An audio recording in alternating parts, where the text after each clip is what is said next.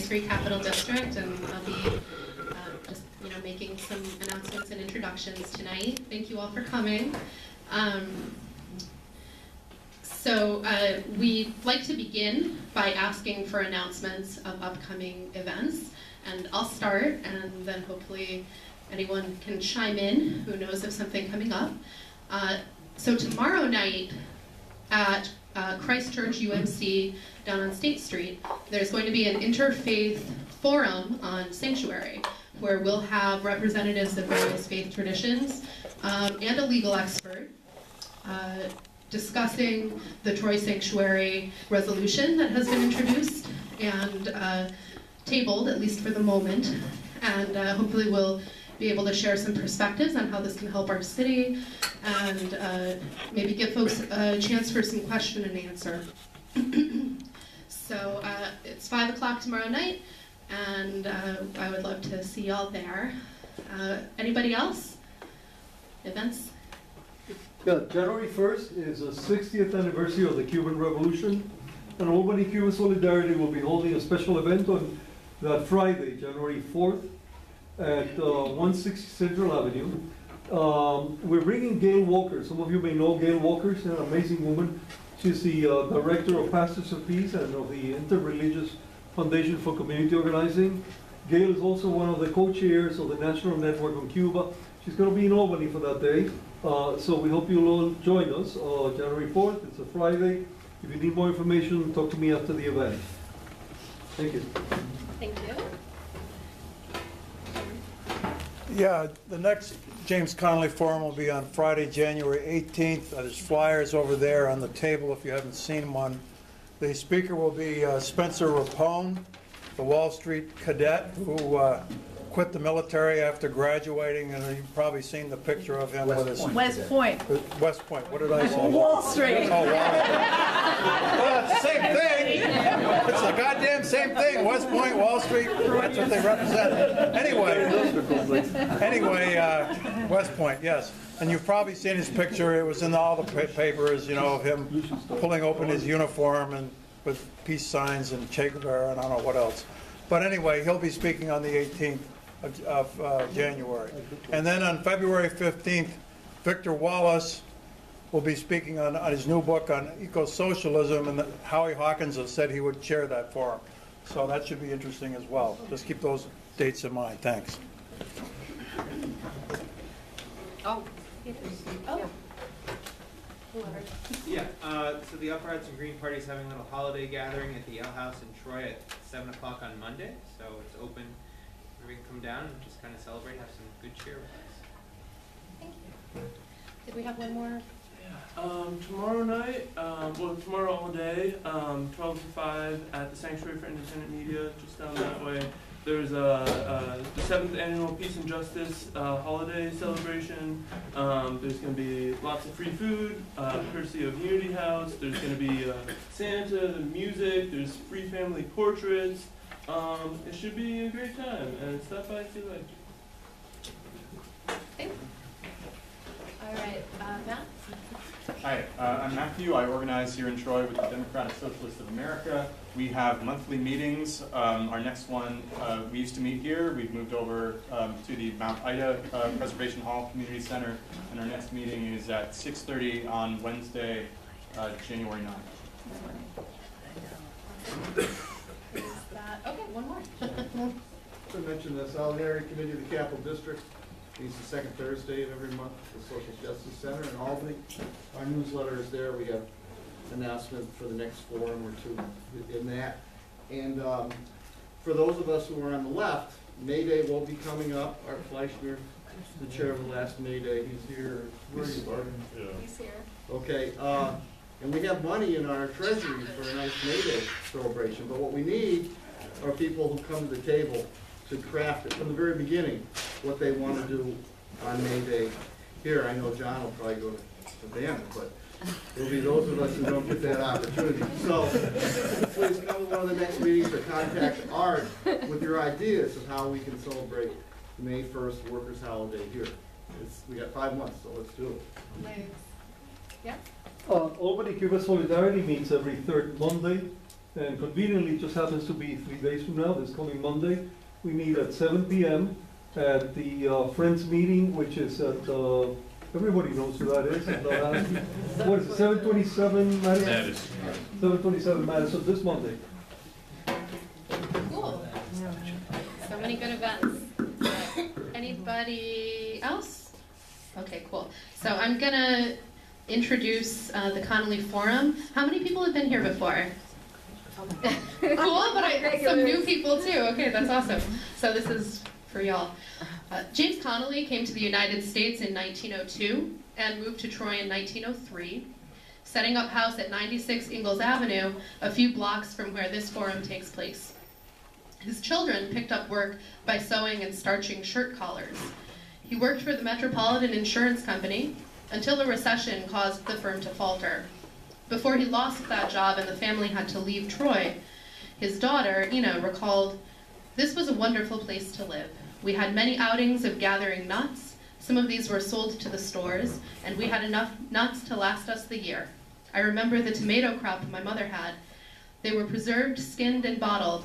We had apricots, quince, apples, and pears. You had a supply of these lovely fruits and savories the whole winter through, and there was never a shortage of these luxuries." While here, he was active in the Socialist Labor Party, where he engaged in a notable dispute with its leader, Daniel de Leon, over the utility of fighting for wage increases. He was for this, and other questions.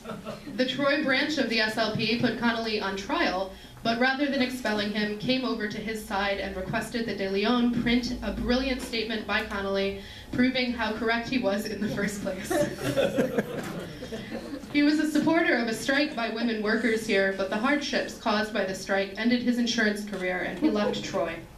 As most of you know, when he returned to Ireland, he played a leading role in a great labor conflicts like the Dublin Lockout of 1913, and led the Irish Citizen Army in its uprising against British rule in 1916. He was executed by the British as a result. Today, he is recognized as one of the greatest socialist leaders of the 20th century.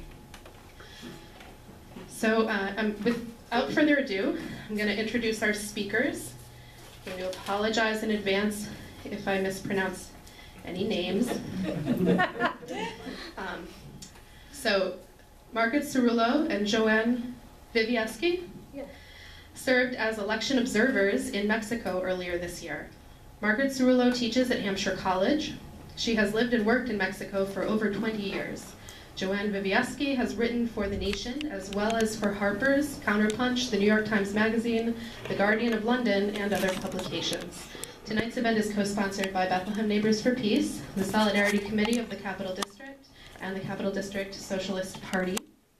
And I think that that's it, so let's proceed.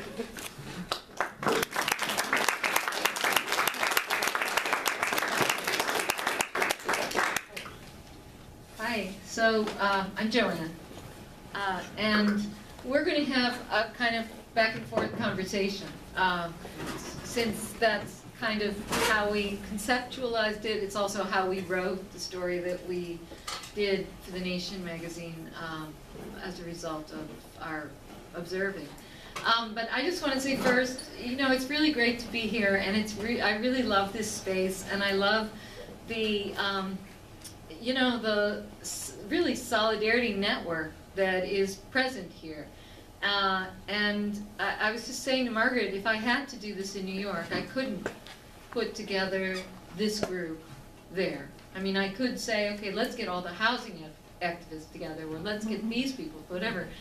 But this is what solidarity is about. This is what political action is about. It's what grassroots politics in cities all over the country is like, and so I'm just really gratified to be here with you. Thank you. Me too. I don't feel like I can add anything to that. So shall we talk to, John gave us a rather daunting title, Yeah. What the Election Means for Mexico, the U.S., and the World. So, do you want to start with the... Yeah, right. You can say. Whenever anything gets a little confusing for one of us, we'll just pass through it. No, that's just a joke. So I was really struck by something that I read in La Jornada, which is the left newspaper in Mexico, by a fellow named Luis Hernandez Navarro, and he was actually rather critical of from the left of AMLO, but he made a really interesting, I think, observation about this moment. He said, as in the first moments following a sudden accident on a superhighway, where many cars are affected, it is difficult to know where Mexico is heading. So, many cars, lots happening, a kind of sense of shock, a kind of sense of like you're alive, but also an uncertainty about what it means for Mexico, the world, the U.S., everyone. So that should, we thought, was a kind of, just to say at the beginning that there are no clear answers. Even the people who are closest to the government, even the people who are writing in La Jornada all the time, do not have the final sense of anything, because it is really a, it's not a car crash, it's the opposite, but in the sense that a lot of things come together in a kind of explosive, exciting way, that is very apt. And you don't always know where that excitement will lead, but we have some thoughts. Yeah, well, we thought we would talk a little bit based on our experience about the promise and the hope, what it meant to be there July 1st. Sadly, we weren't there for the inauguration. And I guess what we came up with as a way to summarize the multiple conversations and experiences of hope and elation that we encountered was there was a disalienation of politics. Politics ceased to be something that was a machine that rolled on that we couldn't affect, that was outside of our power and our control, but all we knew was that it was going to screw us. And instead of that kind of alien sense of the political world, people felt their own power. And so it was in a moment of extraordinary exhilaration because people felt that things could change, and the reason that they could change was because they created a mirror of their own power. And just to give you a momentary prior context, even though all the polls that you read in the US and in Mexico said that Lopez Obrador was going to win by a landslide, not a single person that we met in Mexico thought, on the left, thought he was going to win until late on the night of July 1st. And still, people were afraid to go to sleep for fear they would wake up the next morning and find out, no, that another fraud had been perpetuated. So just one thing about that people are talking about this as a moment where that what was recovered was the utopia of democracy. And what's the utopia of democracy? It's where every one person, one vote, everyone counts for the same, no one counts for more than anybody else. And that, in Mexico, as I think with the extent of voter suppression in this country becoming apparent, is still a utopia of democracy that we haven't seen. So. And we were talking about this on the train a little bit, and I said, well, come on, because Margaret made this point, and I said, yeah, but utopia, I mean, come on, that's a pretty big word, you think democracy, direct participation, direct popular, decision making in the actualities of your future, your life, but she made a really good point. So I'm just going to yeah, which is just that that this question, this matter of counting. I mean, language is really important. Language has been really important through this whole process, and I mean, it is always important. Let's face it. But in Mexico, people have always used the phrase, and indigenous people in particular, they don't take account of us. We're not counted. We're not, you know, and that's a regular feature of being called basically outsiders, people who don't matter, people who don't count. You know, people who, there's this great, can I read this? From, do I have it? Which thing? Let's see. There was Fabrizio.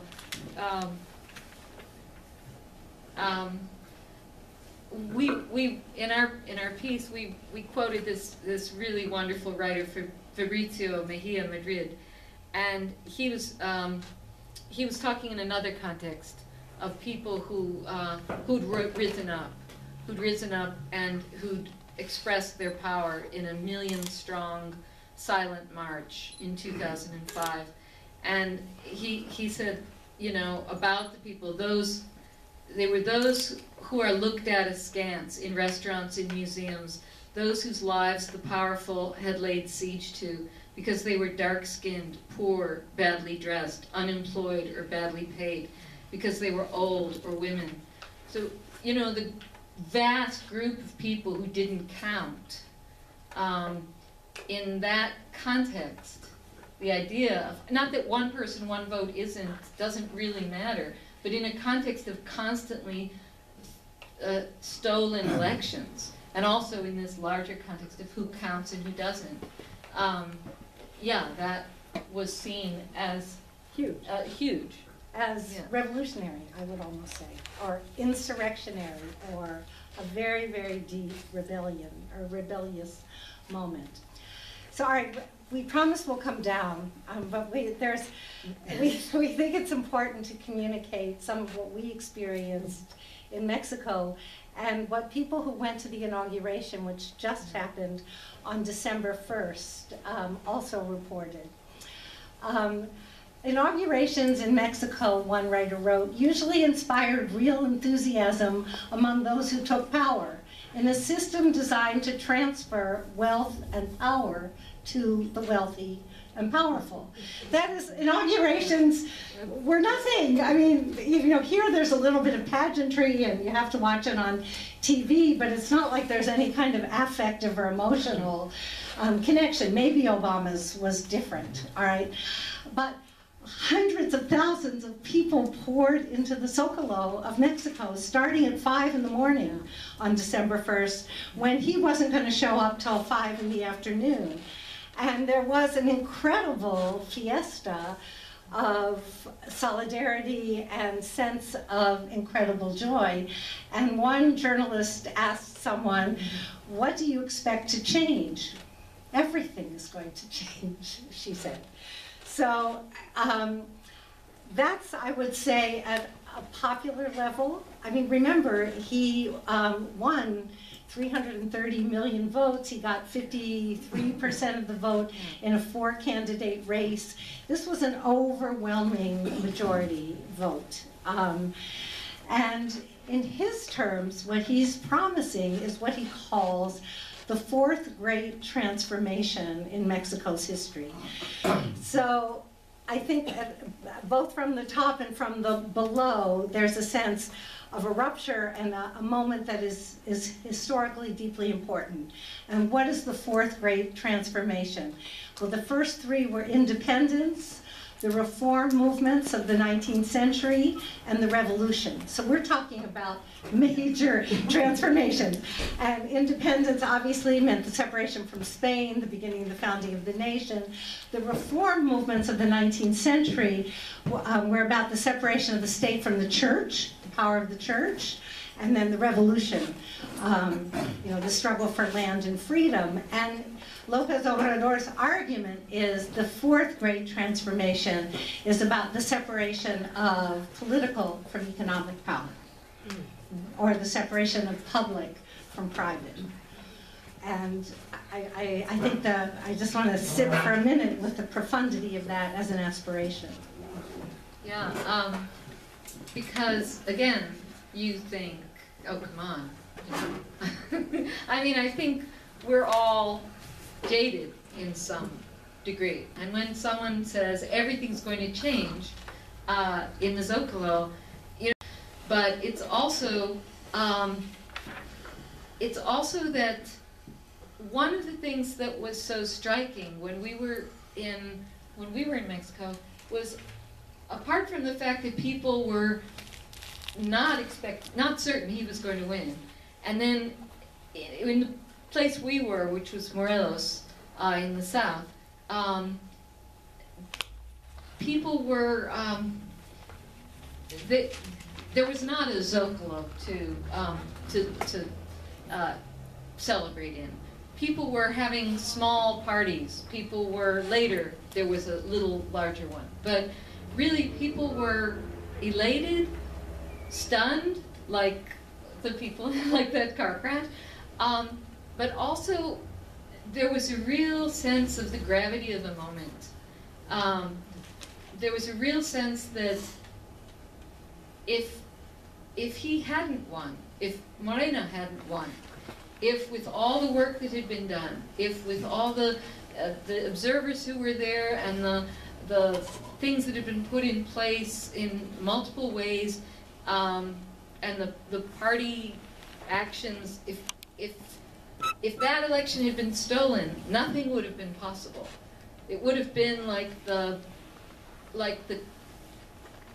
curtain was down and there was no way you were ever going to raise it. And that the power of corruption, the power of theft, the power of violence was so great that there would be no way out. So there was no possibility. There was an idea that there might not be any possibility. And the kind of relief was not elation in that way, a utopia. It was an elation of possibility. So it might go wrong, right? It might go terribly wrong. But we managed to push open the emergency door before we sunk. Right, right. So So can we keep the emergency door open?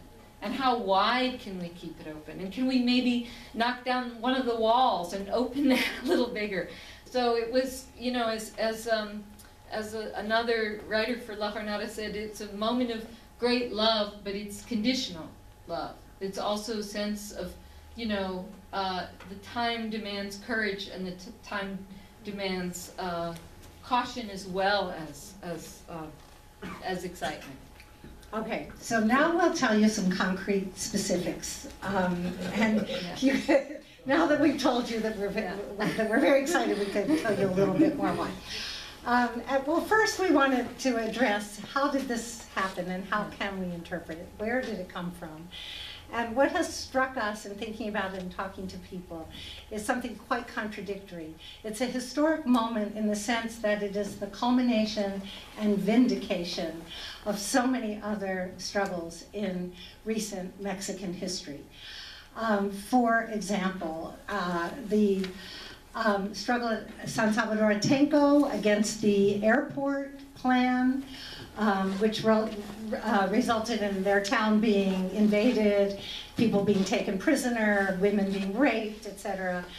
There were the student movements of 1968 that resulted in a massacre in 1971. I don't know if any of you have seen the film Roma yet. But that actually is one of the few visual or depictions of the massacre of students in 1971 by paramilitaries trained by the CIA. There's a guy wearing a cap in the paramilitary training that says CIA. The student movements of 68, 71, 86, 2012. Just so I am 132, we can fill you in on those. But those are sort of some of the big, the teacher struggles that have been ongoing against the so-called education reform, which was supposedly one of the major achievements of the prior regime. All the campesino struggles for land, to stay on their land, to have their land not destroyed, polluted, developed, expropriated. And of course, since 1994, the high visibility of the struggle of the indigenous people of Mexico to not be left behind, to be taken into account. And starting with the Zapatista Rebellion, but now really consolidated as the National Indigenous Congress. So this victory was a vindication and a reclamation of all of those struggles. And for JoAnn and me, that became clear our last day, the last day of the regional count. We were wearing these aprons, which made us look like we were doctors or from the UN or something. We looked official, and this campesino came up to us and said, I want you to know, it's very important that you understand, this is a victory for the left. This is a victory for my parents who fought in the town so-and-so. This is our victory. This is their victory. So there was that kind of sense. And you know, I think JoAnn had the experience just being in Mexico, rural Mexico, for a week. You know, you just chat with people and they casually tell you, oh yes, they put in that chain store in the village, and so the comuneros had to dump 2 tons of sand in front of it so it couldn't open. You know, and then they go on to talk about something else.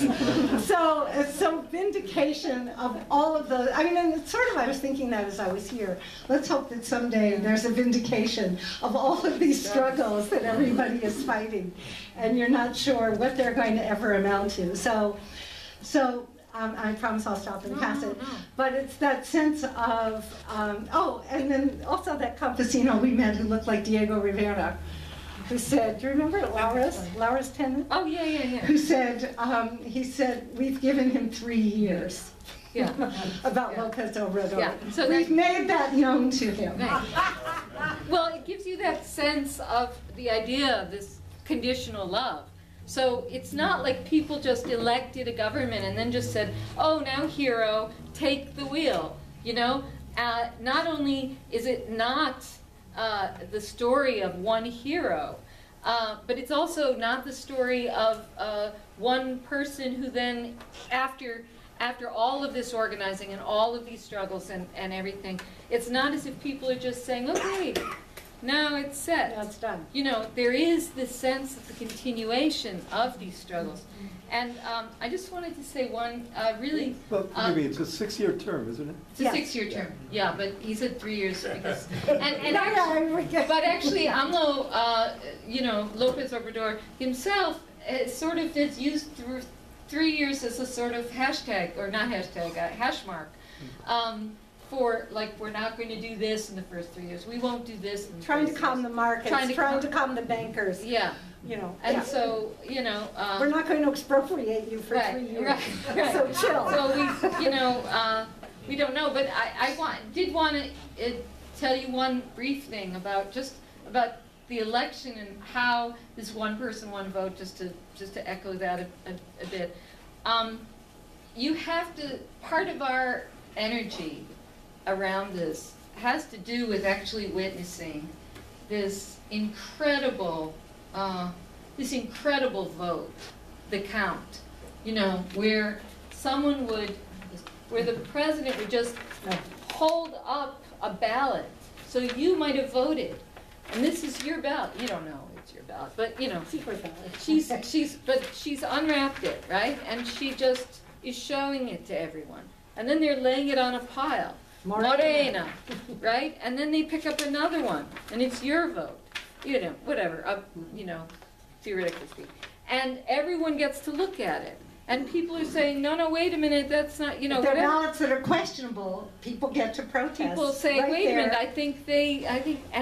and what was, you know, the moment that we absolutely knew that there was no question was as they're doing this and as they're putting them on piles, you know, this woman is calling out, Morena, Morena, Morena, Morena, PT, Morena, free, Morena, Morena, Morena. It was a crushing victory. It was not any old election. I mean, what happened, oh, was that, we were going to do that? No. Well, it doesn't matter. What happened was, you know, just a devastation of the institutional parties that had been running things for so long. So, you know, the PRE is just in a shambles. The PRD is gone. Or not totally gone, right? Pretty much gone. The National Alliance is gone. The PON, you know, one of the guys is starting a right-wing party. It's in fracture. You know, there might be a power struggle for the PRE, but there's no power. I mean, Morena has the Chamber of Deputies. It has the Senate. It has the presidency. It has the mayor of Mexico City. It has a bunch of municipalities. It has a bunch of states. So this was unheard of. So it wasn't just the victory. It was again the gravity of the victory. Yeah, que se vayan todos, out with all, you know, the Yeah. scoundrels. It was that kind of a moment. But the one thing I do want to talk about, though, briefly, is yes, there's an enormous tradition, an ongoing and irrepressible tradition of social struggle, but there's also deep, deep horror and sorrow in Mexico that are also the context for this election. And I don't know if you've heard of Ayotzinapa. Does that have some resonance for people? Ayotzinapa is the name of the place where there is a rural teachers college, a rural normal school. Those of us who are my age, do you remember when they used to call teachers colleges normal schools? Who knew that it was like an international thing? Anyway, so the rural normal schools, in September of 2012, 43 students from that school were disappeared, and they have yet to be found. And Ayotzinapa was they say in Spanish, you know, the drop that spilled the bottle, the straw that broke the camel's back. But what that means in a very deep sense was that it revealed something very profound and inescapable finally about the structure of power in Mexico. That is to say that it's inherent violence, that it could not function to maintain social stability and social control without an obscured, repressed, denied history of an ongoing history of extraordinary violence. And how did that happen? Because the families organized, the families of the 43 students organized, and they were relentless organizers, and their slogan was, it fue el Estado, it was the state. It wasn't, as the state always says, a bad apple in the police force or a narco gang. It wasn't, that is, something exceptional that is not the name of the game or the rule of the day in Mexico, because Mexico, unlike the Southern Cone, was not a repressive military dictatorship that disappeared its students and kidnapped them, and etc. That has been Mexico's story to itself and to the world. Mexico was the refuge for refugees from the Southern Cone dictatorships. Ayotzinapa broke that open, and it broke it open we'll just mention one way. In the aftermath of Ayotzinapa, the parents began looking for their children, and all sorts of graves were uncovered that were sent for forensic analysis to the famous people in Argentina, and they weren't their children. They were somebody else's children. And Mexico became seen and felt as a land of open graves, a land of hidden and denied graves, and the families insisting it was the state. And the state did what it always does and has to do, the Mexican state, is first it creates the violence, and then the second operation is to obscure and deny and make it almost impossible to find out what happened. And there is enormous confusion. To this day, I read intellectuals who should know better, who still say it was some drug gangs, but forgetting the fact that, as usual, what the state did was rounded up the usual suspects, tortured them, and forced confessions. Those confessions, and they confessed to kidnapping the students and carrying them to a garbage dump and burning their bodies. Right? And that was the official story, until some reporters went in the whole area and asked people, was there a huge conflagration that night? And people said, no, it rained that night. And do you know how long and hard it is to burn bodies? I hope you know. I mean, this is not something that you can do in a few hours. The only, I think, credible supposition about where these bodies might have been burned was in secret army crematoria. So as you can see, just from, I promised to stop, but I saw somebody shuddering. But this was what Ayotzinapa came to mean. That's one part of that became the name of the horror, and that horror, which was horror that everybody lived with as an open secret. All right, so I think that I think is a deep, deep part of what people were saying. No, enough. This has to end. Yeah, and there's a monument on a major thoroughfare in Mexico City, and it's right opposite the Attorney General's office.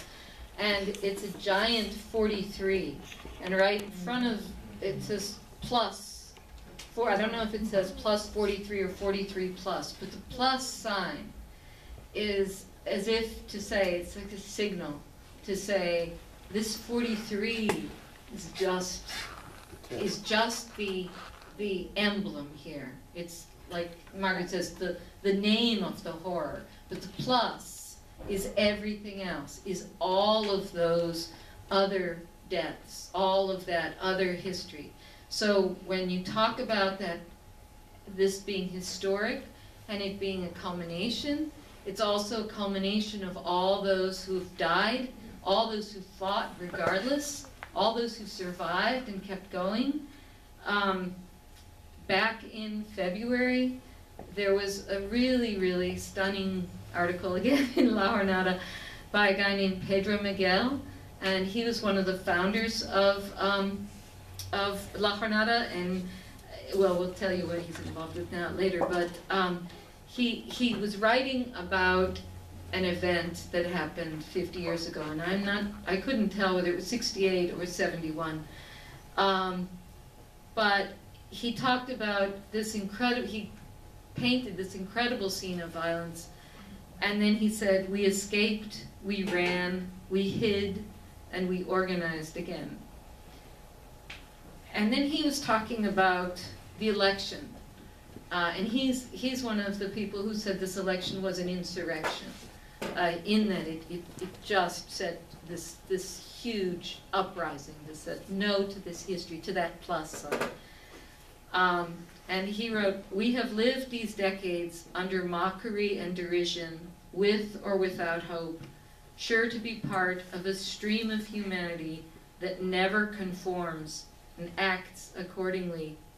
We are finally in a position to demolish the regime that killed you, that killed so many, and that makes us conscious of how fruitful your death, your pain, and your absence have been, the backbone of an always unfinished task, always expectant. And we conclude that you were never so alive, my sweet company, as now, whom after so much we confirm that history makes sense. So you see, we feel this very beautifully, the gravity of this. But I will say, so there was these terrible continuities, but also wonderful continuities in the sense of the vindication of struggle, terrible continuities in the sense of the continuities of domination, violence, repression, and terror. And so this election represented a rupture as well as continuity, and it was a rupture, a promise of a rupture with violence, corruption, and contempt. And I want to say, I mean, there's so much more we could say about this, but I think it's seldom commented on that the name of the political party, Morena, which I told you is from an, what do you call those, acronym? I always get that mixed up. Acronym for Movement for National Regeneration. But Morena in Spanish means brown. Right, and it refers to brown skin.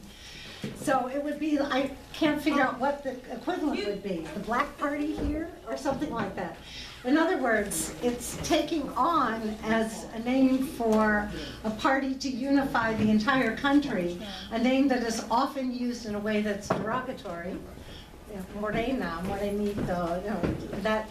So I think that's not unimportant in terms of the symbolic, the kind of institutionalized and cultural, almost unconscious racism toward people who are darker skinned in Mexico. So that's one other.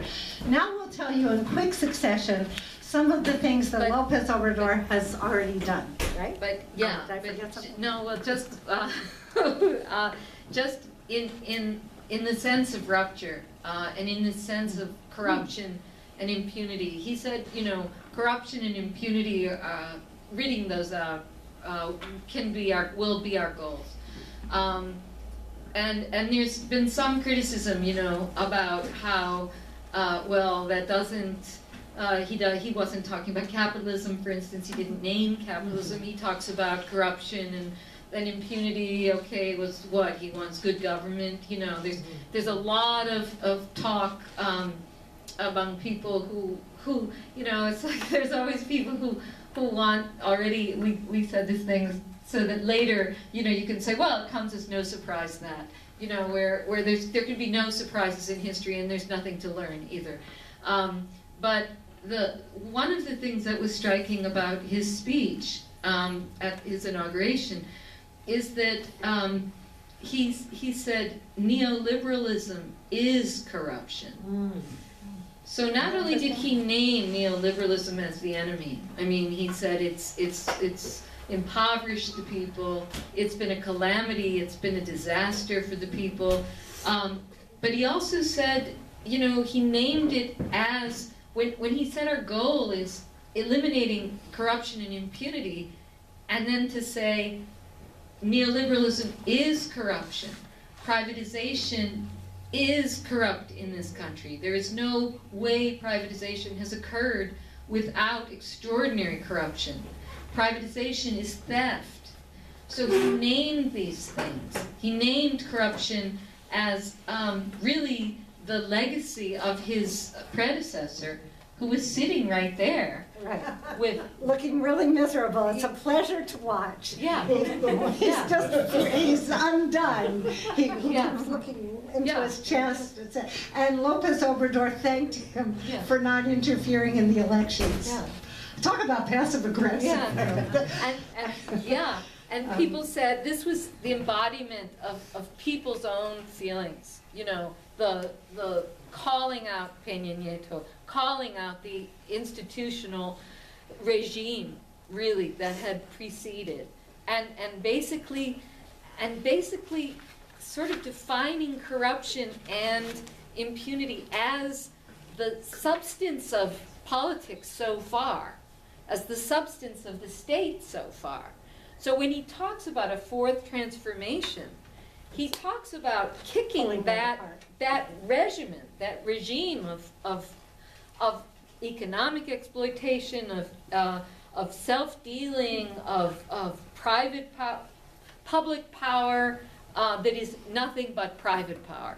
Public power that's totally privatized. Beholden to private power. Yeah, and that's self-enriching. So the only reason to be a politician is to get extraordinarily rich. Excuse me for a minute. Yeah. I'm sorry to interrupt. A really good presentation. If anybody parked on 9th Street, right at the corner? Yes. Anybody here? I do. I have there was a hit and run accident. A Hummer crashed into a car, Oh, no. which pushed it into a second car, Oh, my which God. pushed it into a third car. Oh God. The vehicle that got it the worst, the plate is HVN 9151. That one was pushed into a car with the plate BBM 5443. That one has some damage. And then there's another one, HHR 3737, has just a little bit of damage. Okay. So those three women who came in there just wanted to alert us that there was a car crash. Oh, I'm so sorry. My Person's God. still down, The person who hit them, a big Hummer, took off. Oh my God. Did they get that number? Did they get that license plate? I don't know. Oh, gosh, I'm so sorry. Wow, and what a way to start this talk. With the car crash. Maybe old chosen one. Yeah. Okay, don't let this stop what you're doing. This is. Or you better. Well, should we Okay. stop and then, or do you want us to give them a few minutes? You want to, how do we do this? What do you people do with it? Sure. Take a break? Absolutely, whatever. Intermission. That's fine. Well, let's have some discussion while we're waiting. Sure. Oh, sure, yeah. Why not? Yeah. Yeah. I know very little about it, but is it correct that there are some right-wing sectors of Morena? Okay, did everyone hear the question? No. Okay, the question was, is it true that there are some right-wing sectors of Morena? Well, Morena is this party that was formed 4 years ago by Lopez Obrador. So it's got everybody in it. Yeah. You know, it does have some, well, that, what's his name? Evangelical Romo. Christians? Evangelical Christians? Yeah, they made They're it. the- They made this little electoral alliance because in certain places to win local, I think, local Yeah. offices, that alliance was necessary. But they're not powerful enough, the evangelicals, as far as I can tell, to exert any influence. And the issues that matter and people are worried about, namely abortion and gay marriage, Morena's pushing ahead on. So I don't think that's the issue. The issue is, as a friend of ours insisted, you know, the PRI was the only game in town for so long that it's not enough to get rid of the PRI as an institutional party. It's the PRI inside of every one of us. That is to say, the culture of the PRI that exists in, it existed in the PRD, which just self-destroyed, and of course it exists in Morena. And the project is to uproot that culture. And they actually have a plan for doing it. We were talking earlier. Do you want to talk about Taibo? Go ahead. Yeah. Yeah. So, so it's really this very amorphous thing, you know, that doesn't have a clear ideology as a, you know, in terms of cadre or in terms of party formation or any of that. So there are a bunch of people, one being Pedro Miguel, who I read about just a moment ago. One is Paco Ignacio Taibo, the novelist and mystery writer and historian. Another is a cartoonist who also started La Jornada, and amazingly, cartoons continue to be the most read part of La Jornada's audience, and the only time that Carlos Salinas, back in the 80s, called La Jornada was when this guy Fiscon did a cartoon that was critical of the President Salinas. And Salinas called him and said, "This is an outrage." You know, I mean, they'd been editorializing about him regularly, but here was a cartoon, and the cartoon was making a fool of him, and he was outraged. And so the next day, the cartoonist put another thing saying, you know, someone was in there saying, "I hear the president was not too satisfied with your cartoon," and the cartoonist in his own drawing says, "Yeah, I don't much like his work either." And it sounds like Thomas Nast and Boss Tweed, 19th century. So anyway, these people and a bunch of other kind of intellectuals, well, not kind of, I mean intellectuals in Mexico, are close to AMLO, or are in touch with him and his people, and they've decided that the most successful thing or the most useful thing they might be able to do is to sort of do popular education and to try to build a cadre within Morena and try to build some kind of to sort of sink some foundation, what do they call it? Posts, you know, to really make this amorphous thing, give it some ideological structure, some intellectual structure. And so, they've already done, Taibo has done some unusual things separate from this, but with some amazing success. I mean, he had a small, this idea to do 4 seminars across 4 weeks on the reform of the 19th century, the separation of Not church what you and would state. think of as the most scintillating popular topic. Right, but it was a popular education effort in which if you got 10 or 15 people, you'd get books, and then you get 10 or 15 people, and you get books, and you get 10 or 15 people, and you get books, and in the end, they got 600,000 people participating in these online and face-to-face seminars. And what's very important with this concept is that it's both online, but it is absolutely face-to-face, person-to-person. So building relationships, building ideas. It's a moment, someone told me, where, ideas matter, words matter, debates matter, thinking matters. So yes, in answer to the question about whether there are right-wing people in Morena, there are lots of opportunists who, who joined the party just simply to get elected again. And so I think that's the big challenge for the party and for its supporters and for AMLO himself. How disciplined is that party going to be, and how do you overcome those tendencies that are within it? Yes.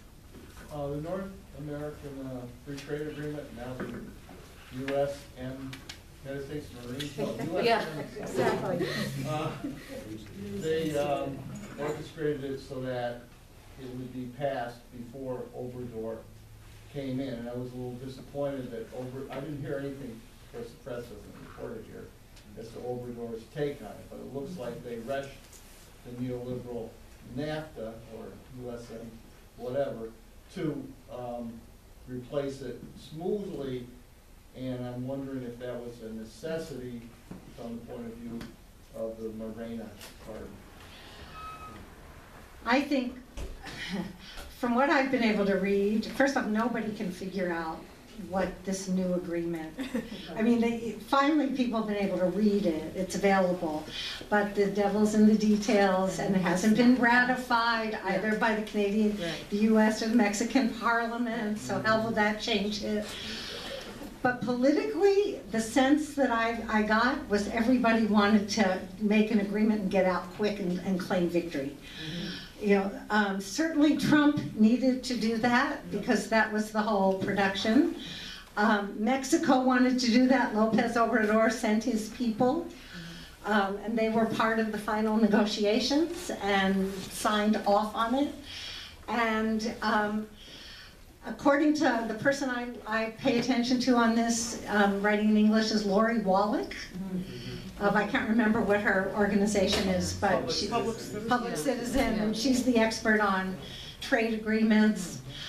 I mean, there's some nasty things in it. Mainly, there's some nice things for the drug companies, that they'll be able to freeze prices, some horrible things, but there's some really good labor provisions, which people have no idea whether they'll ever become reality. About raising wages. Well, raising wages. James Connolly would be... Absolutely, would support that bit of it. Yeah, the Mexicans can have real unions by a secret ballot. They've eliminated these ISDS tribunal. I don't want to go into great details, but those are a really big deal. They're these investor state tribunals where they're basically no risk insurance for companies that invest in Mexico. And if like I said, if there's a problem, then they can claim money from Mexican and US taxpayers. It's their insurance. It's a horrible thing. So that's out. So anyway, it's a big uncertainty, but I'll just tell you a quick story. I really have been trying to understand what the fuck is going on with NAFTA because I have to teach this, etc. Reading all over the place. And I read this one long article on what Trump's trade strategy was and why he's negotiating bilateral and not multilateral deals. And I sent it to my brother, who was on Wall Street. He understands the economy. And I said, what do you think? Is this useful? And he said, look.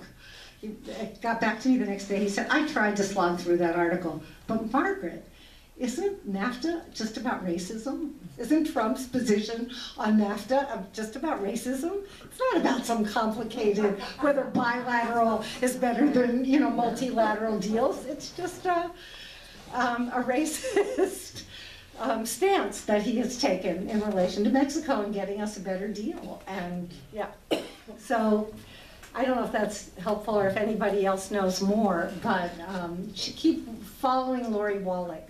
If you want to know, I think she's pretty good. That's W-A-L-L-A-C-H. Yeah, I think it was certainly in, I don't think that, from everything I've been able to gather also, that López Obrador had no desire to have to deal with that. He really wanted it done before he took office. And his people were involved. There's no way they could come out of it with that. There was no way they'd come out of it, and what a way to start your administration. I mean, that's one of the things that I think is really important here, that that you know, we as people in the North, people in the United States, let's say, you know, that when we look at what foreign leaders do, especially foreign leaders who are elected in a way like this and who have popular backing, but who have tremendous amounts of constraints around them, you know, to look at what they actually have in front of them on the table, you know, not what might just satisfy us or be good, you know, in some theoretical sense. But to just really think about, you know, okay, what are the real options and what do people do when they have these choices? And I just remember back in the Nicaragua, the war on Nicaragua, you know, there was a lot of debate on the left in this country between or let's say on the liberals and the left or whatever, people who were disappointed by the Nicaraguans, by the Sandinistas, because, you know, they hadn't done everything they promised at the moment of the revolution, and, you know, here were the Contras, you know, but they, you know, we were just not so happy. So they were anti-interventionists, but they weren't on the solidarity side. And then there were those of us, you know, on the solidarity side who said, no, look, you know, these people are fighting for their lives. And I think it's just important to understand just how fraught the situation is and how hemmed in a country is that's, you know, just south of this behemoth called the United States, which controls so much of the world economy and so much of the international finance and those levers of that. As the Mexicans say, this is our tragedy, so far from God, so close to the United States. But let's have a few people. Oh, do you want to do? Okay. You were first, and then maybe a couple people could raise things. Yeah. Okay. Hi, I'm Christoph, supporter of the Bolshevik tendency. I guess I'm one of those people that you referred to earlier on the left who always have something to complain about and not to tell you later, I told you so. So with that introduction, I'd like to challenge you to something.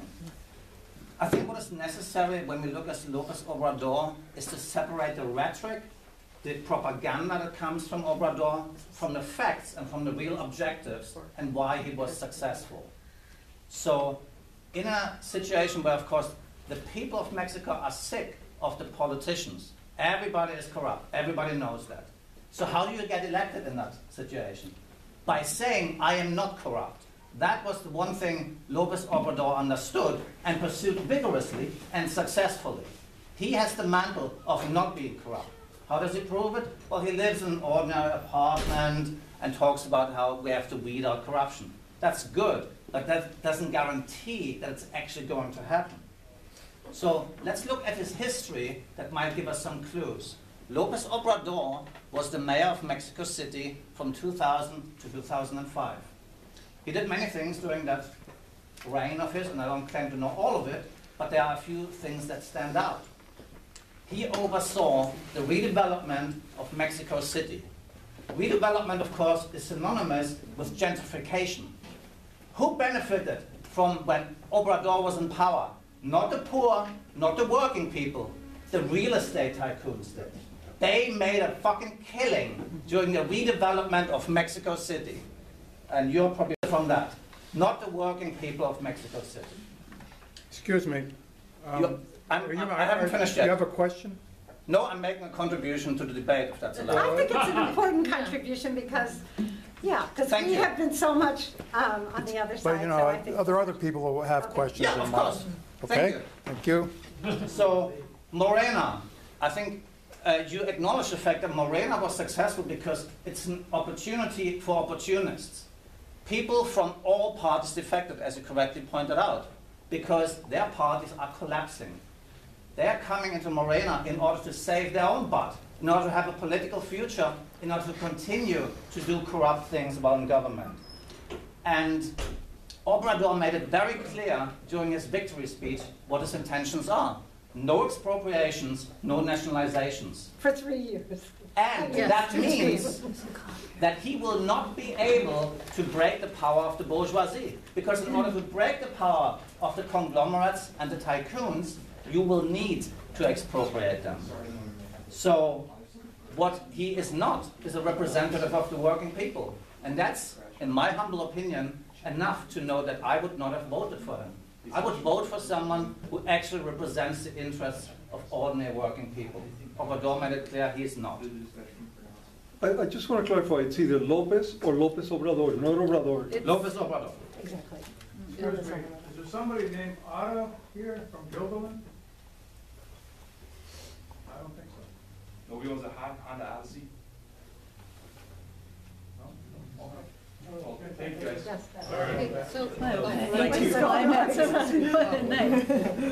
Thank you for laying out rather clearly that something very, substantial has happened in Mexico. It may be the political disintegration that we've seen in certain versions in our country and others, further along with more of a vindication, however temporary.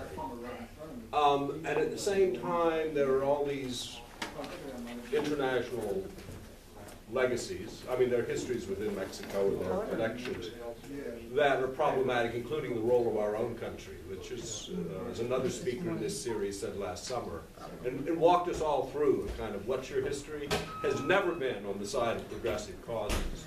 So what's the best place, as someone who's not going to go and vote in Mexico, who is aware of the sort of, the role of his own country in places like Mexico, to sort of continue to find out, in a sense,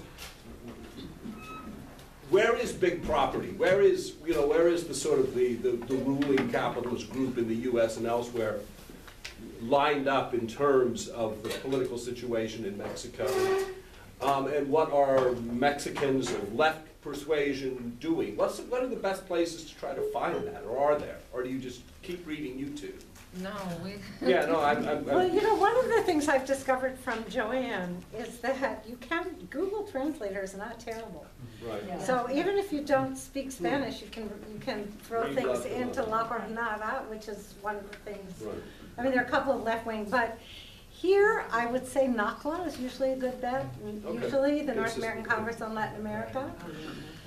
But just to be clear about the translator business, it's not if you Google like La Jornada and you get a story or something, you don't just hit translate. You put it in you go to the translator and then you put it in the text box and you get an actually pretty good translation.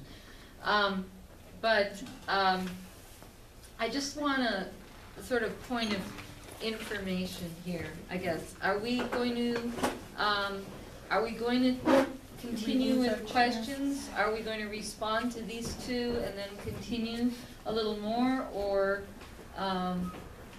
or what? That sounds like a good idea. Yeah, Respond to the questions you've gotten so far, And and then continue with your presentation. Well, we were going to, we were going to point out, and it might be, We could do it Why don't fast. you go ahead and do that? We were yeah, gonna say what he's done, because Yeah, good there's idea. this crazy Right. thing in Yeah. Mexico, it's not like here. He was elected on July 1st, and he took power December 1st. So there's been this whole 5 months in which things were being rolled out, so. yeah, and I'd just like to say about, to your comment, I mean, yeah, there's no argument that,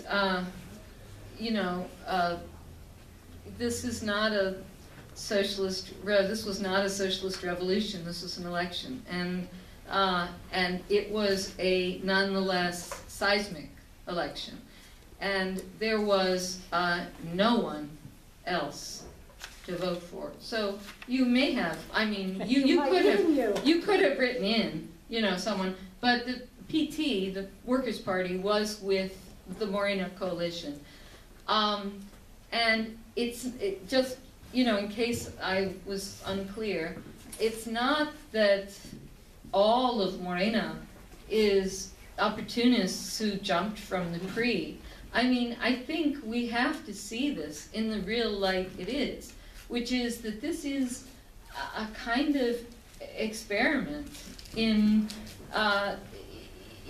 moving forward. I mean, this is a party that's only 4 years old.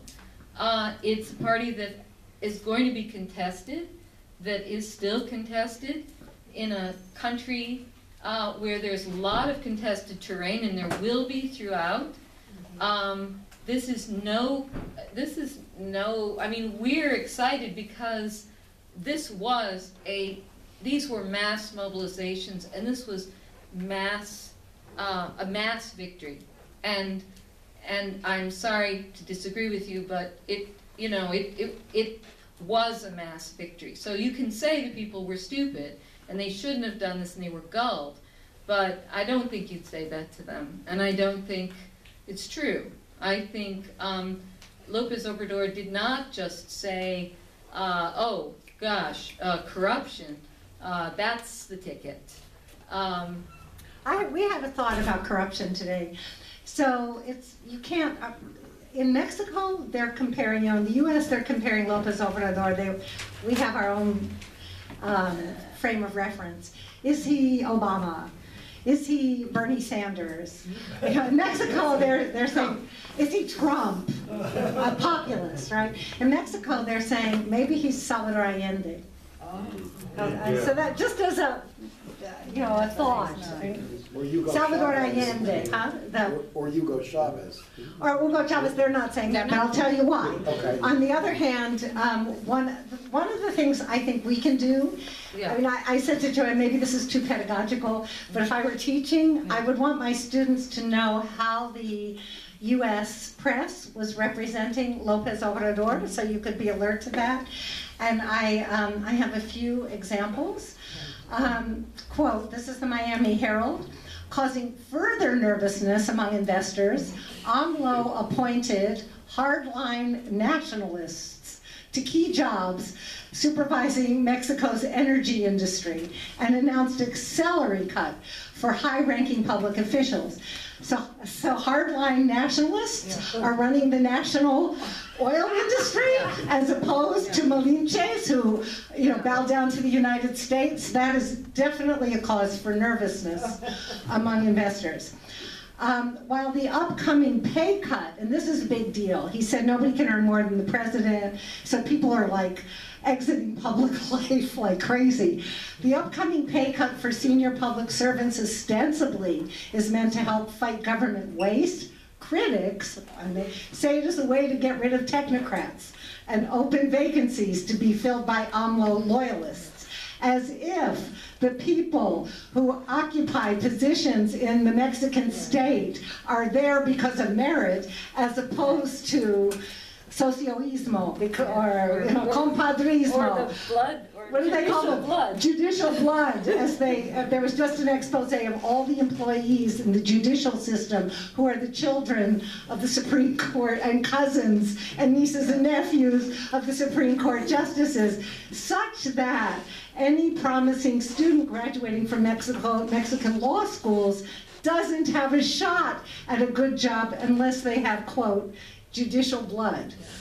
So, whereas that's being represented in the US press as the reverse. By lowering salaries, there's going to be an exodus of experts in favor of party hacks.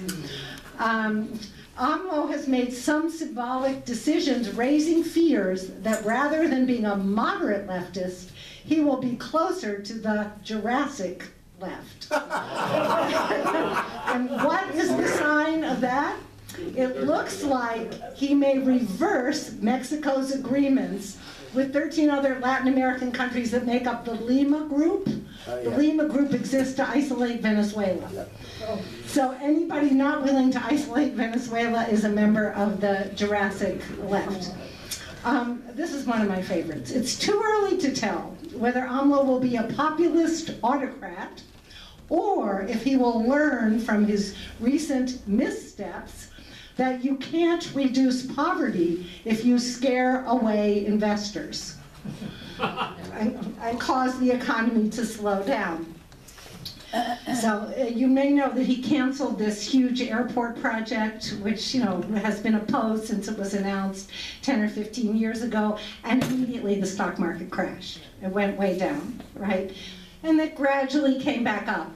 He did something else, was in sort of a popular demand to reduce bank fees, which a huge scandal is that bank fees on the part of banks that have their headquarters in the US or Europe are about 10 percentage points higher in Mexico, and they're excessive fees on everybody's account. You know the way the banks make money off the poor. If you don't have a $10,000 balance, you're charged a monthly. Well, in Mexico, they have certain particularly Mexican bank fees, like there's a big fee if your credit card is robbed.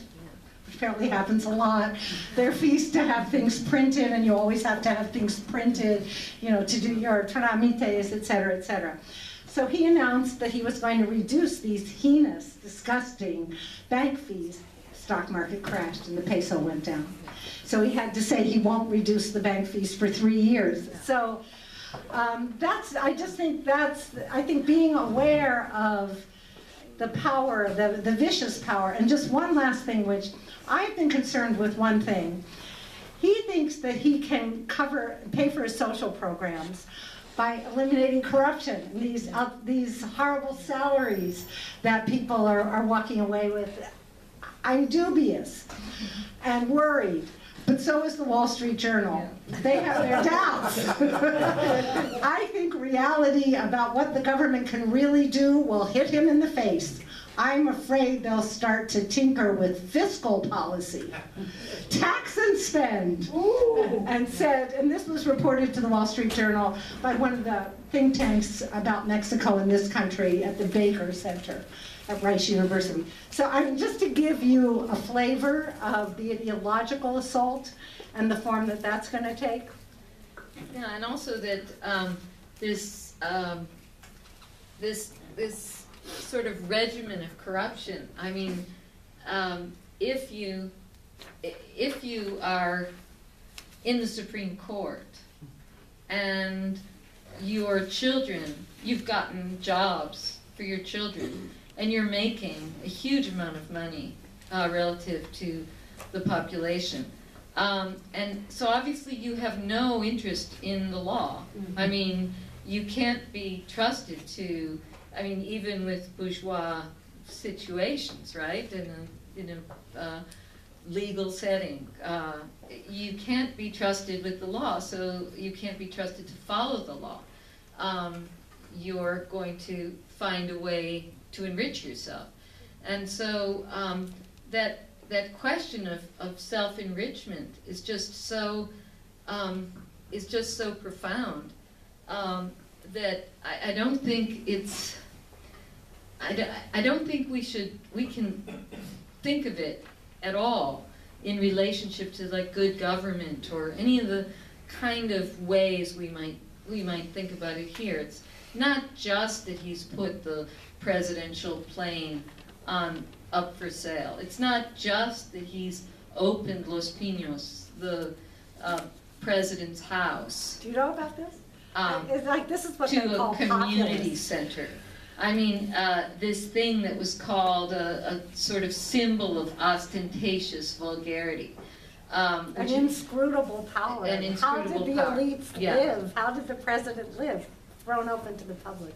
And that's, you know, politics is a matter of symbol as well as substance. It is a matter of perception. It always is. And so, you know, the notion that this structure that had been guarded by tremendous numbers of soldiers, battalions of soldiers. This is one of my favorites. If I can It's one of the things that we're going to tell you what he's done in the last few days. Few seconds. You will find out that he has eliminated the Praetorian Guard, the Presidential Guard. Now, what did that, Geeks, can I find what it included? It's 3 battalions. Oh, I can't find it. 3 battalions. I think it's 2 artillery units. It's a cavalry unit, naval unit. force. I mean, and when a battalion is like 50 to 80,000 soldiers, this was all in place to guard the president. I think so. It's not nothing, and it's like symbolically huge, and there's some fiscal something that's going to go on there. So, I mean, people are very happy about this. It feels like at least something tangible is seeming like it's going to happen. He also eliminated the CISEN, which is the Mexican CIA.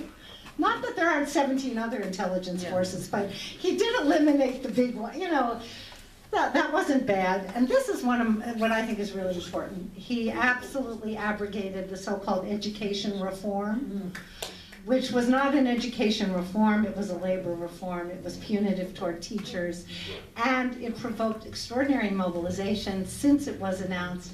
And the best thing of all is that the dissident teachers union said, let's just make one thing clear. This was not something done by Lopez Obrador. This is something that we did. And that has to be acknowledged. And we also have an alternative. So we don't want this one only for this one to go, but we want to be at the table to develop what would be a genuine educational reform that would be about equity. I mean, that seems pretty big. I just want 2 quick others because you can't miss these. Somebody I was talking to here, he's been, I love this, his tone in his speech alarmed not just people from the Bolshevik tendency, but also, I don't mean that too insulting. I'm sort of from the Bolshevik tendency. It alarmed some business leaders. For example, the head of the major business federation tweeted that the speech contained polarizing expressions and retrograde ideology. I was talking to some of you earlier who said that the accusation about the Sanctuary City petition is that the Sanctuary City position creates polarizing, it's a polarizing expression that's going to divide us. So, I mean, I think these are, and then the final one that you will hear all over the place, he has a messianic streak, you know, that's how they are down there in the third world. You know, they go for messiahs and saviors, I don't know, unlike us. And he refuses to listen. I mean, that's always been a value among politicians, as we well know. So, yeah, we could talk, the other thing we could talk about just is, if you want to hear, is like what are the storm clouds on the horizon, which are huge. Yeah. Or you could ask questions. Yeah, and just in terms of this polarization, you know, at the same time that they speak of polarization, they don't talk, of course, because in all of this rhetoric, that the technocrats might be driven out and just the hacks brought in and this will be polarizing and all these things. You know, nobody ever brackets that by saying, oh, well, in the course of one of the most far-reaching privatizations in the world. 80% or so of public firms, and there were about 1,200 of them, privatized. A World Bank report said, well, it's just, it's just been a staggering success, this privatization. 40% profitability for these newly privatized firms since the 1980s. And it said, and it's remarkable. We've looked very closely to see what is the reason for this profitability. Is it all just transfer of wages to shareholders? And then they said, no, it's only 33% transfer of wages. They have the workforce in these firms, and then 33% of the profits could be accounted for by the lost wages. Another, whatever makes up almost 50%, 15% I guess, would be invest, efficiency, and speed. Doing less with more, or doing more with less. So all those workers, so they didn't, so they didn't say speed up, right? But we know it's speed up. But the World Bank report was quite, transfers from workers to shareholders. They're very straightforward. They're talking to themselves. So when the papers talk about polarization, they don't talk about what kind of polarization that caused. What it meant when those workers lost their jobs. The others are, just burnt out wrecks because they're working so hard. And then the multiplier effect of all those workers, whose jobs depended, other jobs always depend on the jobs that are lost. So anyway, I just... Yes, question. And John, we'll listen to both of them. Go ahead. You mentioned earlier about why they weren't calling him Hugo Chavez. Because the reason why I mentioned that is because what's happened to the mainstream parties sounds like what happened to the mainstream parties in Venezuela around 2000 or 1999 with these historical liberal conservative but both bourgeois parties collapsing completely. Is sounding like what happened to the PRI and PAN. So I'm wondering where the difference is between AMLO and Chavez. I'm also coming from a public administration, public policy history. The obvious way to deal with public corruption is to raise the wages of civil servants. Not necessarily the top ones like the judicial blood folks, but your basic DMV, civil servants, that's the way to deal with corruption. Is that on the horizon? And then my last question is, you mentioned the campesino who said that we're giving him 3 years. What happens after 3 years? Well, what he was saying specifically was we're giving him 3 years to convene a constituyente, a constitution, to refound the nation, which has been, as you know, the mode in Latin America. So that was the very specific thing. So like a constituent assembly? To rewrite the Constitution Okay. in a popular way. So, but if you could mention about the why not Hugo Chavez, and then the civil service reform to end corruption. I think that's fascinating. I know absolutely nothing about public policy or civil service reform, but the thing that I would tell you is that his anti-corruption czar is a woman named Irma Sandoval, and she is highly regarded. She's a lawyer, married to some guy named John Ackerman, who you might also follow, because he has podcasts in English, and he's totally, in Lopez Obrador's camp, but he speaks a more American language, if you know what I mean. Anyway, his wife, they're both graduates of Santa Cruz. Isn't that crazy? And she's in charge of the anti-corruption campaign. They're not only that, they're students of a good friend of mine who's Sonia Alvarez, who is a historian of radical social movements in Latin America.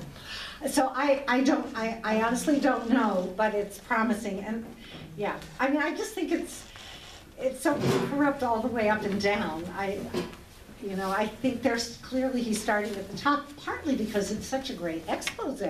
The Supreme Court is like, you know, these old, rich men, all white men, and then these young reporters on television exposing how much their nephews and nieces and sons and daughters are. So it's a moment of a great carnival, really, of exposure of the corruption and impunity and badness of power. But do you want to? Yeah, I was just curious, in the rural, I take it more of a rural area you're observing the election in, how do people there get their news? I mean, I assume they're probably not reading La Jornada, most of them. Are they television, radio, newspapers, and so on? I mean, in Venezuela, the private press overwhelmingly dominated in the Chavez era, and I think they still do. Yeah. And the Chavez government had very little, you know, access to the public except to one state-owned channel or whatever. What is the situation for, you know, rural Mexico in terms of how they get information? That's a great question. I mean, most people can get it through TV, and TV is completely controlled, you know, by Carlos Slim to name a price. But there's, you know what they call in Chiapas the Mayan internet? Oh. You know, I don't know. This is my experience in Chiapas rather than in Morelos. But the Zapatistas occupy a municipal center. Their opponents, who are called the Priistas, come and try to take it. And in 3 hours, the indigenous from all of that region show up to defend the Zapatistas' municipal power. How did they communicated through the Mayan internet? So yes, there are popular radios. But yes, there's a lot of there's also a lot of. I mean, we saw a lot of texting, a lot of people texting, and they're sending links, and they're, you know, there's a lot of online stuff, and there's, I mean, you know, it's a linked world. It's really not, you know, where we were anyway. I mean, they were towns. We weren't anywhere in the middle of deserts or mountains, you know, just by ourselves. Yeah, no, but I mean, it's, you know, there's word travels. I mean, there are news sources. People, I don't know, it seemed people had papers. I mean, I remember people had papers, and there was, you know, there didn't seem to be a lot of like, oh, what, you know, people seem to be on top of all kinds of we know there's still, in rural Mexico, government is still by assembly. There's the Asamblea Ejidal, the assembly of the ejidatarios, that is property owners, but they're not owners because you can't sell on the market, etc. All right, so those assemblies meet all the time, and then there are commissions within them that meet all the time. They govern the villages. So there seems to be organization. It's just hard to know. Well, there is tremendous. I mean, right? Look, tremendous organization. There's all kinds of languages too. It's not all Spanish. I mean, that's right. Yeah, and also, I mean, we didn't mention these groups that have been these autodefensas, these groups for local self-defense that have been popping up all over the country, in some places more than others. But where we were in July, they had just started, and you know, here were regular citizens who had decided that they were going to keep watch to the corners and entrances of their town, because the narco had come and started shaking people down, and they just wanted... And the police did nothing. The police did nothing. And so they set up sandbags, and they kicked the police out. They wore, you know, masks, some of them, and some of them wore just bandanas, and some of them wore these repurposed wrestling masks, you know, and some of them just had, you know, some of them had baseball caps like yours saying security across, but I mean, it was, you know, they got from their relatives. They have like hunting rifles, and And they have a little thin cord across the street, and they say, who are you, before you go in, and it is a little daunting, and it is a little, you know, people are both feeling safer in those communities and also a little nervous, because at what point does protection become vigilantism? At what point does the collective get sold out? If somebody, what was the great line? Sometimes, sometimes necessity overwhelms dignity. Sometimes necessity overwhelms dignity. And, you know, you can be paid off, you can, whatever. But the fact is that, and this is just where I think the promise of this is not Lopez Obrador.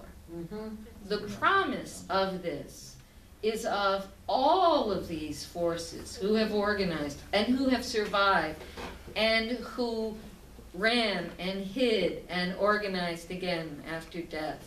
All of the families of the disappeared, all of the people who are in these campesino struggles that we talked about, all of the people in the student movements, in movements that, or group of skills that we don't even know, that don't know each other, but that have pushed and pushed and pushed where they can. And like, you know, earlier we have to talk about the storm clouds, because I've spent the last 25 years of my life allied with the Zapatistas. Yeah, no, and there's no question. So are not happy about this election and do not see it as any kind of victory or vindication, because in their view, Mexico is still ruled by the monster that has no country, which is international capital. And that on the one hand. On the other hand, Lopez Obrador's projects for rural development are mega projects that are going to take place mostly in indigenous territory. And they see this regime as spelling more displacement, more loss of land, more failure to take them into account. So I think that the hope is that he's not going to turn the forces of repression upon those who resist. If he does, I think then the contract is broken. Yeah. On that subject, was there not an indigenous candidate, a female, Marichui? Marichui. And so to say that there was no other candidate. She did not make it on TV. No, I know she did not, but. Right. And that was revelatory for the National Indigenous Congress that nominated her. Because the reason she didn't make it onto the register is you had to get 1 million signatures within this short period, and I was there helping people. It turned out you had to have a certain kind of cell phone to be able to register your own signature. So it'd be like you had to have the iPhone 8 or something like that, which was really 10 or whatever. I'm sorry, what do I have? The 7. So I was saying, yeah, better than I have. And so it really was extraordinary.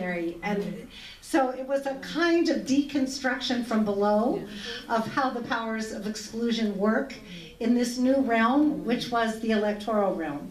And I mean, what the Zapatistas have done consistently is try to take advantage of the electoral moment to organize. Because, you know, it's a moment of great publicity, a sense of possibility. They ran another campaign in 2006, and they did this. Well, I think it was a huge gain in organization. I think it was, I mean, it always raises that question of how do you register defeats and victories. I think they feel strengthened because of what the candidature enabled and consolidated. The Zapatistas. The Zapatistas, what they did was 3 or 4 years ago, they revived the National Indigenous Congress, which they had basically created in 1996, and which basically fell apart due to sectarian, etc., infighting. And steadily, carefully, they have rebuilt it over the last 4 years.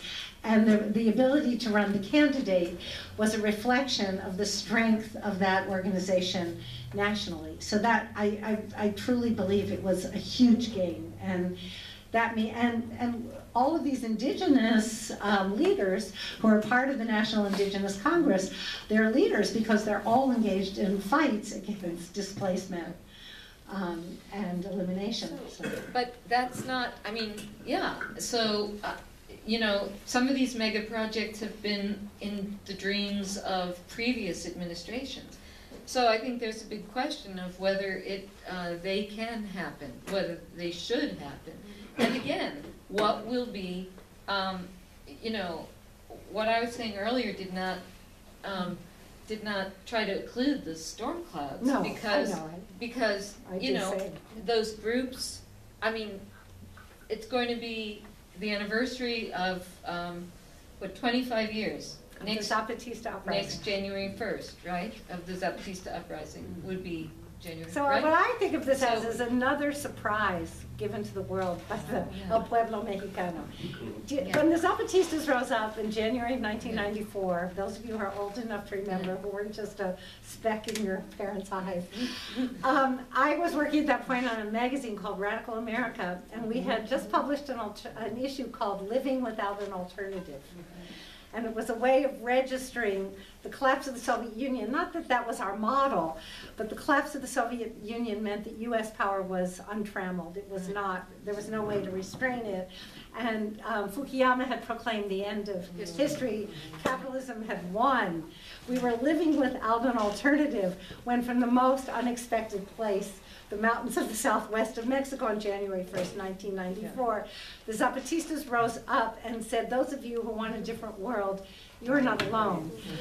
In 2018, at a moment in which the pink tide is receding and under attack, when the right is ascendant in Latin America and in the rest of the world, really. Mexico elects a leftist. Yeah. So, I mean, what can I say? I really am deeply grateful to the Mexican people for and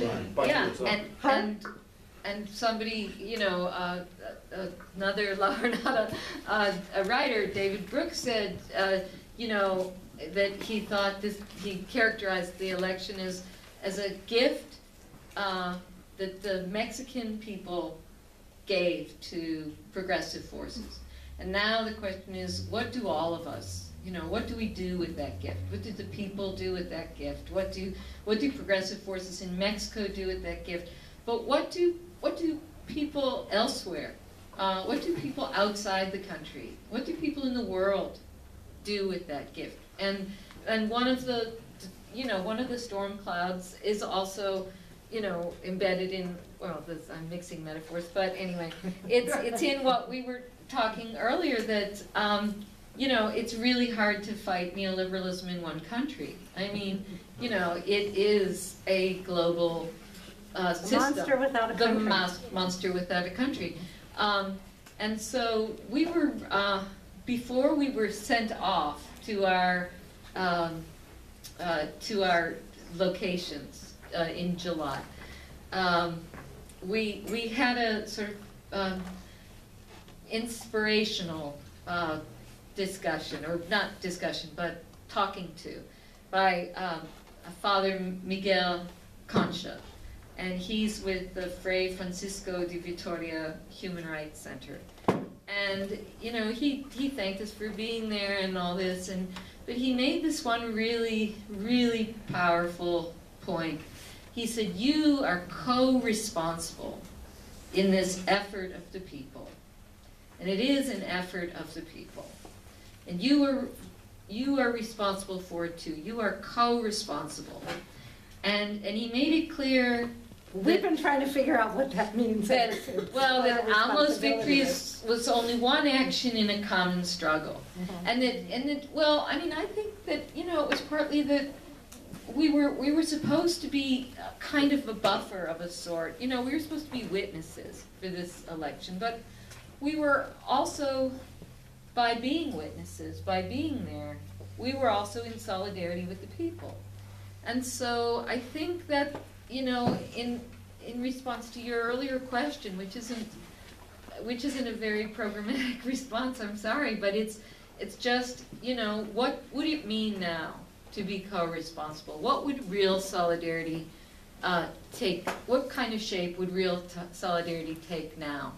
Somebody's got a question or an answer? I mean, no, but this is really it. You know, what does it mean? What does it mean to do that? I mean, can we even envision the revival? I do. Oh, okay. Of another solidarity movement like the type at its strongest that supported the people of Nicaragua and El Salvador and Guatemala. I think that that's a challenge for us. I don't think we can also just either cheer or damn the leader. I think that's irresponsible. So what? Somebody you had a question. Sorry, it's hard to see you from I'll here. stand up. Yeah. I'm curious to hear whether Obrador has embraced the reality of climate change, and while our leaders meet in Katowice, Poland, what has been the ecological effect so far on the rural inhabitants of Mexico, and do they feel it? And is this a reality that's being embraced, or is it not being protected? It's totally contradictory. He immediately announced a ban on fracking, which people are very happy to hear about. He has declared that he's against, I never, Transgénicos, what's the, but the new NAFTA has all kinds of agreements that imply the spread of genetically modified organisms. I think that some of the showdown that's going to come up with these mega development projects, I don't know how directly they'll be tied to climate change, but I would say climate change is, people talk about it, but it's not, and I'm sure there are movements, but I wouldn't say that it's a broad popular movement yet. It's more, I think, at least in my experience. But a general sense that it is up to the indigenous to protect the environment, because the rest of the country and the population and the rulers are not about to do that. He has another, make work project basically, but it's not just make work. I mean, it's 400,000 people who are supposed to plant fruit and nut trees, and that's also in the south of the country, and it's partly well, it's mainly an employment project. It's secondarily, well, I shouldn't say first and second, I'm just, okay. It's also a way of dealing with deforestation, and it's also a way of replacing or obstructing poppy growing and drug production. He's not against oil, I should say that. And you're going to see a lot of, he comes from one of the major oil producing states. And I mean, I've seen some criticism of his proposal, but I'm kind of in favor of it as a closet Mexican nationalist. He wants to build new refineries. Why? Because Mexico, which is an oil-rich country, exports its oil to be refined elsewhere, and gas prices are really high in Mexico. And people are outraged about that, as they should. And one of the great achievements of the 1930s was the expropriation of the international oil magnates and the nationalization of the oil industry. That's what neoliberalism has been chipping away at through its usual strategy. The government has disinvested in the public industry in order to say that the only way we can save it is by encouraging private investment.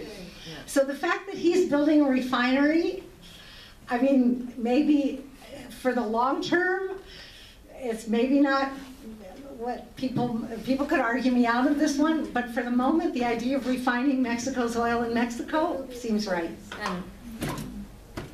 Okay, so I just have a few quick things. My understanding is that there is a drought and climate change is really impacting Honduras and, going up to Mexico, and that is part of what is causing migration and just stress because resource competition or scarcity or what have you. That's one thing. Another thing is I may have heard that there really is a decline in oil production and it's kind of wishful thinking that we can bring back the heyday of oil production because there's less that's accessible, especially without fracking and things like that. And third, I wanted to ask you what of building refineries in Mexico. I think, you know, you've got the oil, you might as well refine it, and to demand that the poorest countries in the world step up first, I think is really rich. You know, I'm not saying you, but I mean, I agree with building the refineries. I just think that there might not be as much oil. You might not be able to revive it even if you nationalize everything. But they're not. It's not like they are exporting oil. It's just that they have it refined elsewhere, and then it comes back in the form of gas, and then gas is very expensive. So, you know. The mega project, well, the big one, it's called the Train Maya, the Mayan train, which is 1,500 kilometers. Is that right? It's all through the indigenous area of Mexico, Chiapas, Yucatan, Campeche, and tomorrow, Lopez Obrador is going to head up an indigenous ceremony that's going to travel through those 5 states asking permission of Madre Tierra, Mother Earth, to do the Train Maya. And the next day, construction's going to begin. Now, according to that, is this a spectacle of neoliberal multiculturalism as it sounds? I would suspect. So I think that's the one to watch right now. And there's another dry canal that he's going to do in the Yucatan. I don't know too much about that. JoAnn mentioned the planting of the trees, which is the best of the best of them. Yeah, let it never be said that there aren't contradictions within bourgeois politics, especially bourgeois left politics. But my question is, you know, he has 6 years, right? He's term limited out. Do you feel, I mean, or can you predict what kind of space there's going to be for a left to grow, or an anti-capitalist left to grow, or in those 6 years? Are you positive on those terms? Are you neutral? I mean, I'm curious, because I think that that's going to be maybe in the end what, you know, how we can look back on AMLO's term. You know, is this a positive or is this kind of a wash? I predict here today that the next president of Mexico is going to be Claudia Sheinbaum, who has just been elected by an overwhelming majority to be mayor of Mexico City. First woman mayor of Mexico City, absolutely progressive. She's an engineer by training, et cetera, et cetera. She immediately, her first act was to abolish the granaderos, who are the riot police, a kind of paramilitary anti-protest police, which is hugely, hugely symbolic. I think she's going to make amazing changes in Mexico City, and that she is going to be primed to be the next president. I just want to say one thing in Mexico. You know, there's streets all over in every town called no reelección, no re-election, and you know that's what provoked the Mexican Revolution. I just don't think it's anywhere in the cards that Lopez Obrador will stay. Oh, he's also 65 and he works 16 hours a day. I just don't think it's in the cards at all that he'll try to run again. But I hope he doesn't. And I think that they're going to try to be building depth and the party in the way that we said. That, yeah. Yes. I think we have to. We have to stop. Actually, I think we need to wind it up. Close up. I'm sorry, but I think there's just one thing.